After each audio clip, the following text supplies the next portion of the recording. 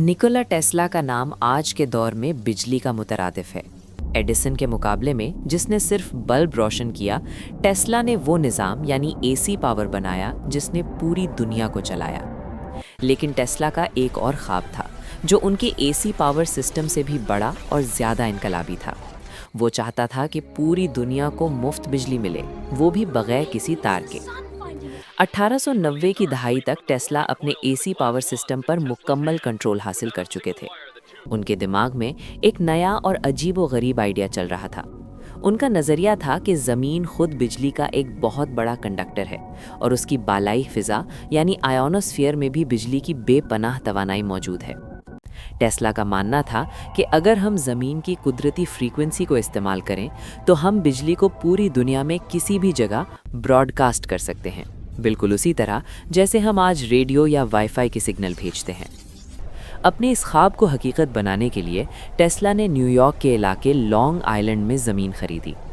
वहाँ उन्होंने एक अजीमुश्शान प्रोजेक्ट शुरू किया जिसे वार्डन क्लिफ टावर का नाम दिया गया। ये टावर एक साइंसी अजूबा था। इसका कद 187 फुट था और इसके ऊपर एक बहुत बड़ा तांबे का गुंबद लगा हुआ था जिसका वज़न 55 टन था।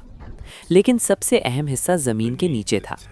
टावर की बुनियादें 120 फुट गहरी थीं और उनके नीचे लोहे और तांबे की सलाखें ज़मीन में बहुत दूर तक फैली हुई थीं ताकि ज़मीन के साथ मजबूत इलेक्ट्रिकल कनेक्शन बनाया जा सके। टेस्ला का कहना था कि ये टावर बिजली के पंप की तरह काम करेगा जो ज़मीन में तवानाई की लहरें पैदा करेगा।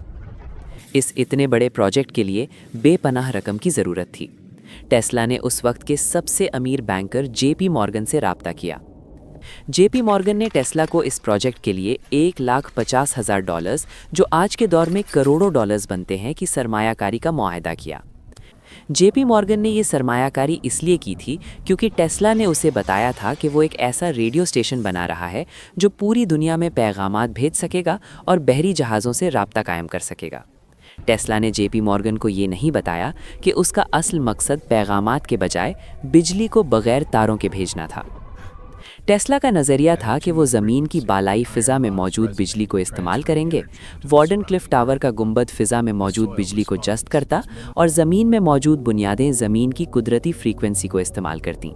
टेस्ला का कहना था कि इस तरह वो बिजली को ज़मीन और फ़िज़ा के दरमियान लूप बनाकर किसी भी जगह भेज सकते हैं। इसका सबसे बड़ा फ़ायदा ये था कि बिजली को इस्तेमाल करने वाले को सिर्फ एक रिसीवर यानी एक छोटी एंटेना नुमा चीज़ अपने घर के ऊपर लगानी होगी और उसे मुफ्त बिजली मिलना शुरू हो जाएगी। 1903 की एक रात टेस्ला ने वार्डन क्लिफ टावर पर एक छोटा सा टेस्ट किया। उसने गुंबद पर बिजली की बहुत बड़ी लहरें पैदा की। वो लहरें इतनी ताकतवर थीं कि पूरी फ़िज़ा रोशन हो गई। लोग ये देखकर दंग रह गए क्योंकि उन्होंने अपनी ज़िंदगी में कभी ऐसा नज़रिया नहीं देखा था। टेस्ला का दावा था कि उसने कामयाबी के साथ बिजली को हवा में ब्रॉडकास्ट किया है और वो इसके ज़रिए करीबी इलाकों में छोटे बल्ब रोशन करने में कामयाब रहा। जब जेपी मॉर्गन को पता चला कि टेस्ला का असल मकसद मुफ्त बिजली यानी फ्री एनर्जी फराहम करना है तो वो गुस्से से आग बगोला हो गया। जेपी मॉर्गन एक सरमायादार था और उसकी पूरी सल्तनत बिजली के तारों, पावर प्लांट्स और वसाइल के कंट्रोल पर मबनी थी। अगर टेस्ला का ख्वाब सच हो जाता और दुनिया को मुफ्त बिजली मिलना शुरू हो जाती तो मॉर्गन जैसे सरमायादारों की सल्तनत तबाह हो जाती। जेपी मॉर्गन ने टेस्ला को मज़ीद फंड्स देने से साफ इनकार कर दिया और उस पर दबाव डाला कि वो इस प्रोजेक्ट को बंद कर दे। टेस्ला ने बहुत से दूसरे सरमायादारों से राब्ता किया, लेकिन जेपी मॉर्गन ने इस बात का यकीनी बनाया कि कोई भी टेस्ला पर भरोसा ना करे। सरमायाकारी ख़त्म होने के बाद टेस्ला कर्ज़ों के तले दब गए। वो अपने कारकुनों को तनख्वाह देने के काबिल भी ना रहे। वार्डन क्लिफ टावर की तामीर रुक गई। 1917 में दूसरी दुनिया की जंग के दौरान हुकूमत ने इस टावर को गिरा दिया ताकि इसका लोहा और तांबा जंगी मकासद के लिए इस्तेमाल किया जा सके। ये टेस्ला की ज़िंदगी का सबसे बड़ा सदमा था।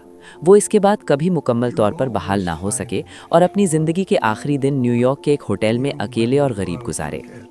आज भी साइंसदान इस बात पर बहस करते हैं कि क्या वार्डन क्लिफ टावर वाकई काम कर सकता था। बहुत से साइंसदानों का कहना है कि बिजली को इतने बड़े पैमाने पर बगैर तारों के भेजना मुमकिन नहीं है क्योंकि इसमें तवानाई का बहुत ज़्यादा नुकसान होता है और ये इंसानी सेहत के लिए मुज़िर हो सकता है। लेकिन बहुत से लोग ये भी मानते हैं कि टेस्ला ने बिजली के बारे में वो सब कुछ दरियाफ्त कर लिया था जो आज भी मॉडर्न साइंस से पोशीदा है। ان کا کہنا ہے کہ اگر ٹیسلا کو اس پروجیکٹ کو مکمل کرنے دیا جاتا تو وہ ان تمام چیلنجز کا حل ڈھونڈ لیتے۔ اگرچہ وارڈن کلف ٹاور کو مکمل نہ کیا جا سکا، لیکن ٹیسلا کا وائرلیس کا نظریہ آج کے دور کی بنیاد ہے۔ ہمارا وائی فائی، بلوٹوتھ، ریڈیو اور موبائل فون سگنل، یہ سب کچھ ٹیسلا کے وائرلیس نظریوں کا ہی نتیجہ ہے۔ وارڈن کلف ٹاور آج بھی انسانی عزم اور اس خوف کی علامت ہے جس نے پوری دنیا کو ایک بہتر مستقبل سے محروم کیا۔